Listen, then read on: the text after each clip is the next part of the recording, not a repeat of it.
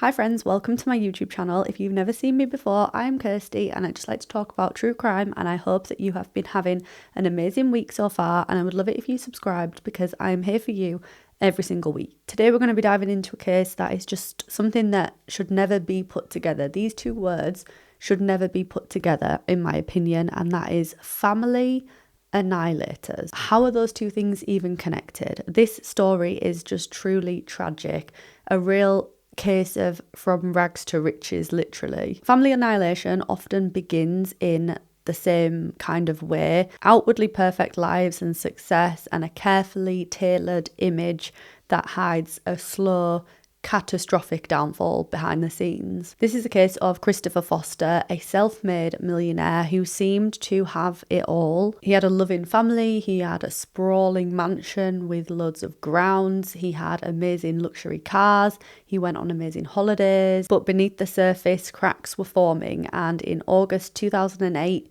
he shocked everybody. Christopher murdered his wife, his daughter, he slaughtered their family pets, he set their mansion on fire before killing himself as well. This isn't just a story of murder, this is taking a look at the pressures of success, the weight of failure, and ultimately what it can do to your mental health. Maesbrook is a quaint village on the Shropshire-Welsh border where vine-covered Georgian mansions line quiet lanes and driveways gleam with Range Rovers and Porsches. It's full of self-made millionaires, barn conversions, and just gorgeous countryside. It's the kind of place where people want to live. You aspire to live there. In the heart of this affluent hamlet was Osbaston House, which was set on 16 acres of land, and it was an absolutely stunning mansion house. It was 3 stories, it was complete with its own paddock and stables for horses, and it also had its very own lake on the property. Christopher Foster, a 50-year-old businessman, had purchased it in the late 90s for £1.15 million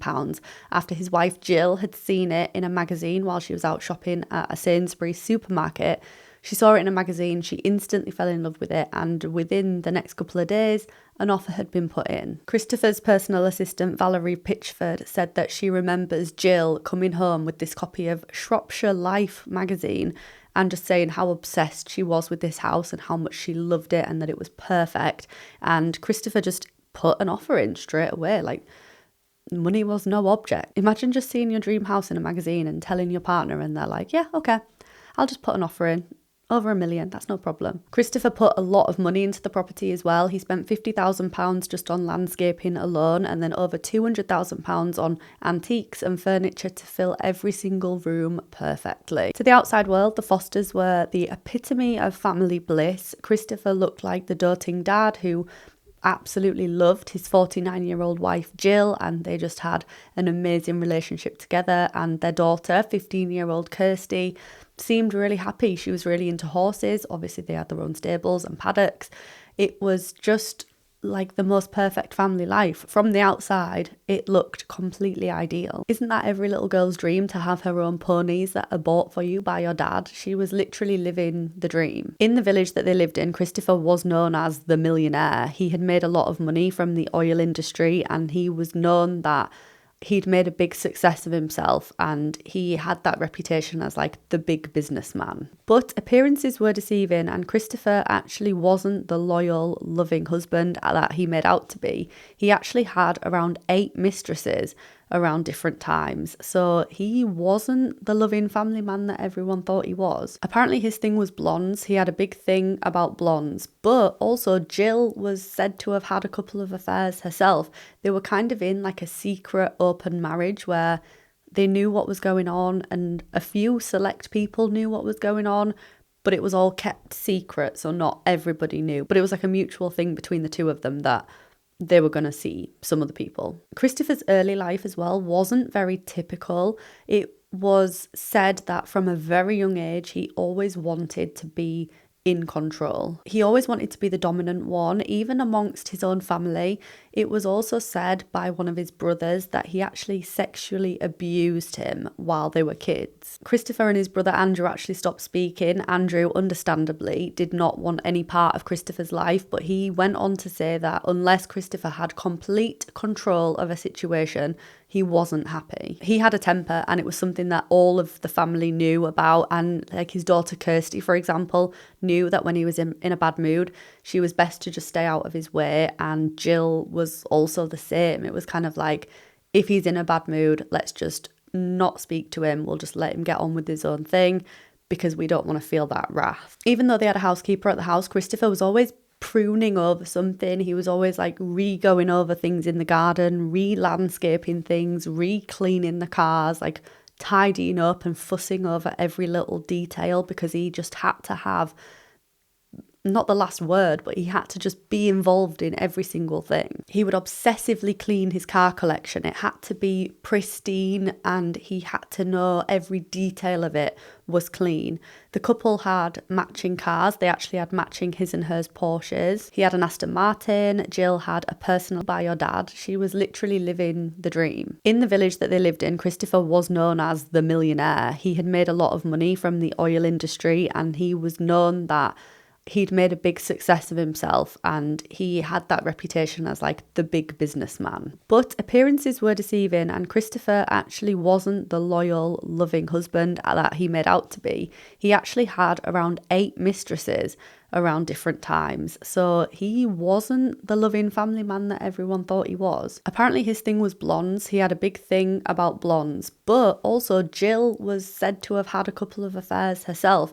They were kind of in like a secret open marriage where they knew what was going on and a few select people knew what was going on, but it was all kept secret, so not everybody knew. But it was like a mutual thing between the two of them that they were going to see some other people. Christopher's early life as well wasn't very typical. It was said that from a very young age, he always wanted to be in control. He always wanted to be the one that was dominant and he always wanted to be the dominant one, even amongst his own family.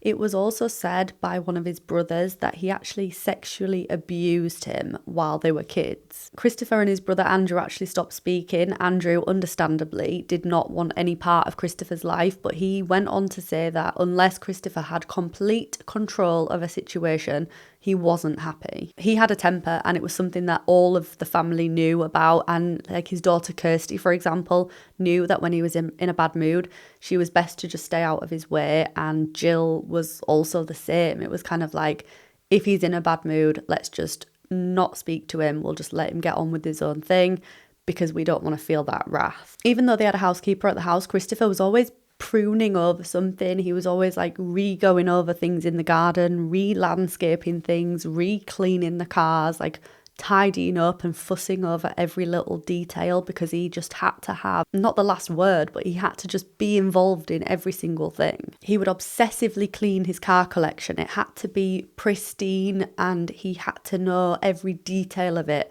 was clean.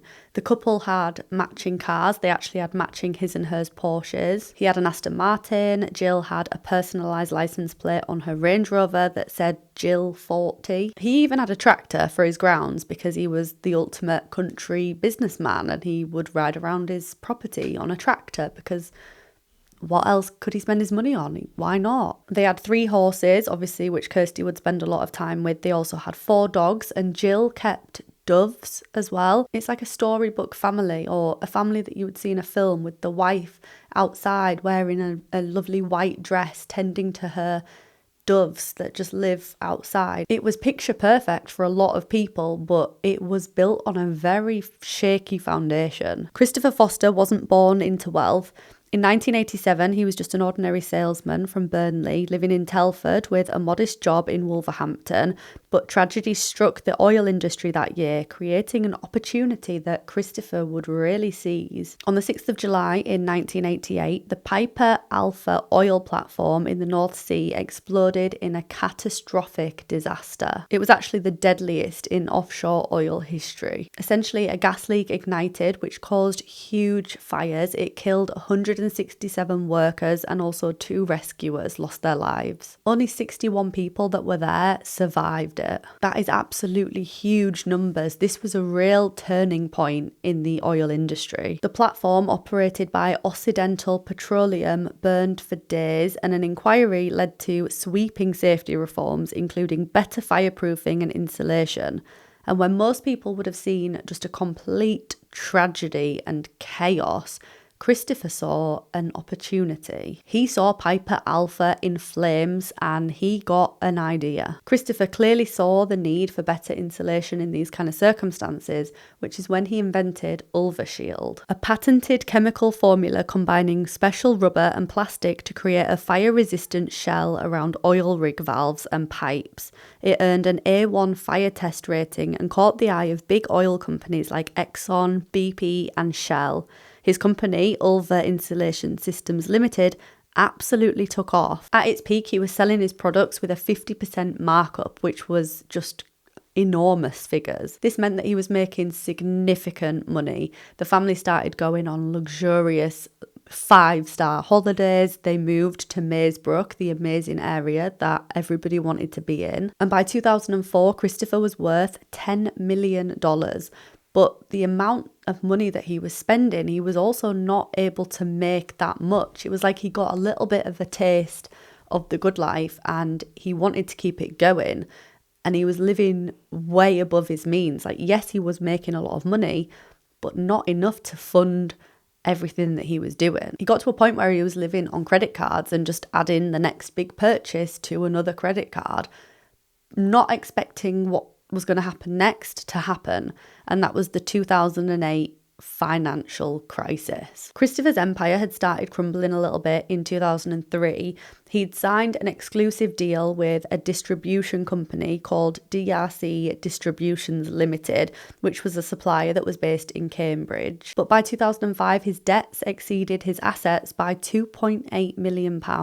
When he saw how deeply in the shit he was, he secretly sourced a cheaper supplier that was based in California. But this breached the exclusive contract that he had with DRC.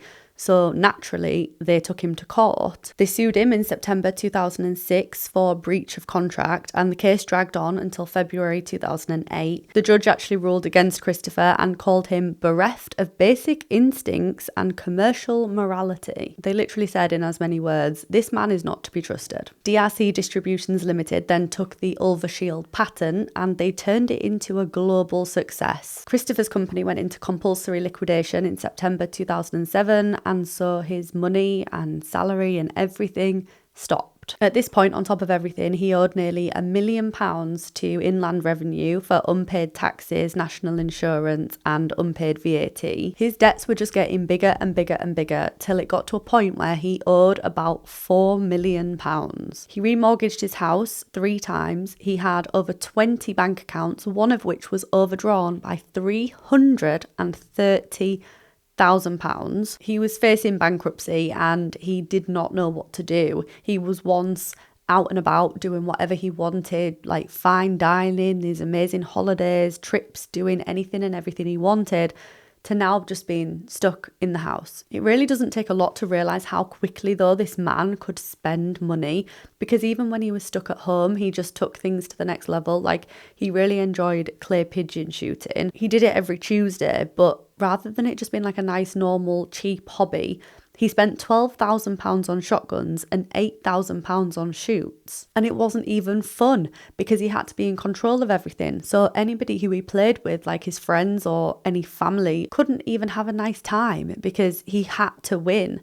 It was just completely ridiculous. He'd basically lost control of every single thing in his life and he wanted to control anything that he could. The last things he could control was the little things like clay pigeon shooting. So he was just insufferable with each of those little things because everything else in his world was completely blowing up. Signs of despair in Christopher started to mount, and in spring 2008, he went to his GP and told them that he was feeling depressed and he got put on some antidepressants. He expressed that he was feeling suicidal and used to tell people that he would sooner top himself than have anybody come and take the house or his possessions away from him. His friends were starting to get really worried. When he would make comments like this, they started to think maybe there was a little bit more to it. Maybe he was actually going to end his life. He was making jokes about it that didn't sound like jokes anymore.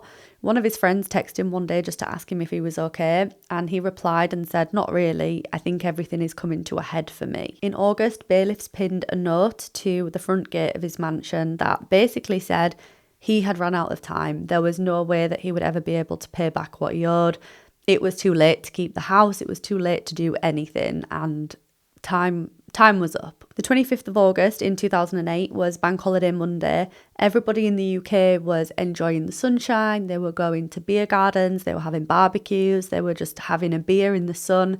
It was just one of those days that everybody enjoys. One of those gorgeous summer days when nobody's been at work and it's just completely relaxing. The Fosters were doing the exact same thing. They'd been to one of their friends' houses for a barbecue and done a little bit of clay pigeon shooting, which I'm sure Christopher won. This was at another millionaire friend's house who lived just down the road. He was called John Hughes, and Christopher had enjoyed the clay pigeon shooting part of the day.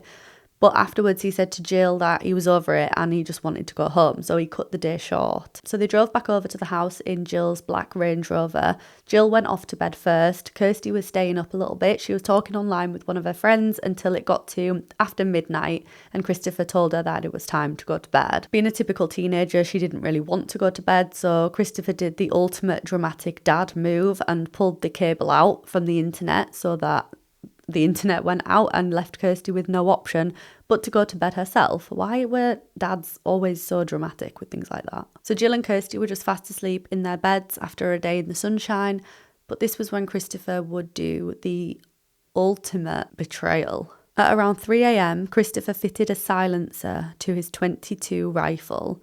It was theorised that he went to Jill first. He shot her in the back of the head as she slept, essentially neutralising the only other adult in the house, and then across the hall he went and did the same to Kirsty, but he wasn't done there. He doused the mansion in 200 gallons of heating oil. He spread accelerant-soaked rags around the property to ensure that it would burn quickly. At 3:09 a.m, CCTV footage captured him setting the stables alight. He shot the 4 dogs and the 3 horses in the head before jamming the horse box up against the front gate to stop anybody from being able to come in. He also shot out the tyres and took the keys away just to make it that bit more difficult for anybody to be able to barge their way through. Christopher returned back into the house. He went upstairs and he laid next to his wife, Jill, after she'd already been killed by him.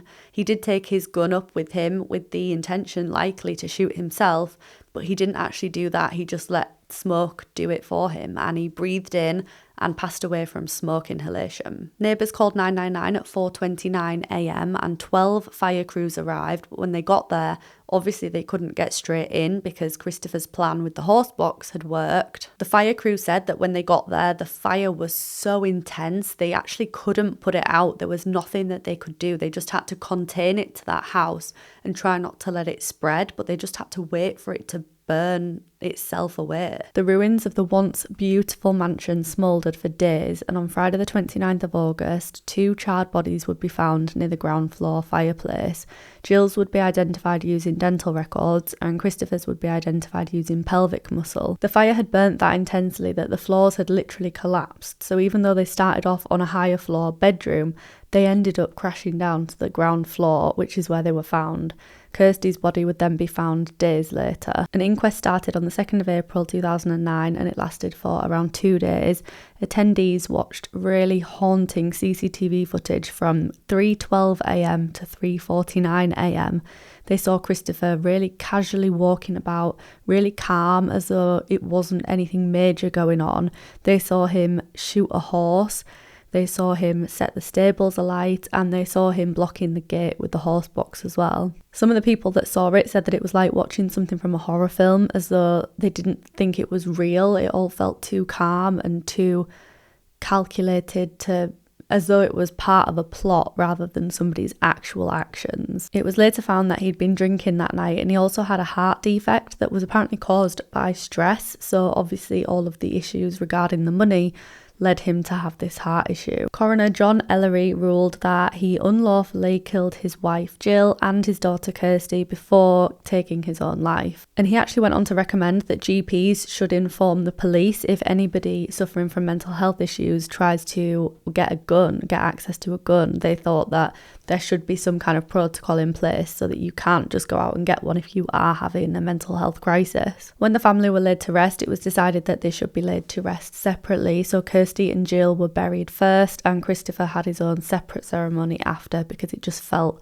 like they should not be buried together after what he did. That is all I have on this one. I hope you all have a lovely rest of your evening, whatever you are doing, and I hope you have a lovely week ahead, and I will see you partway through that week if you choose to subscribe, because I will be back again in a few days with another video. Bye!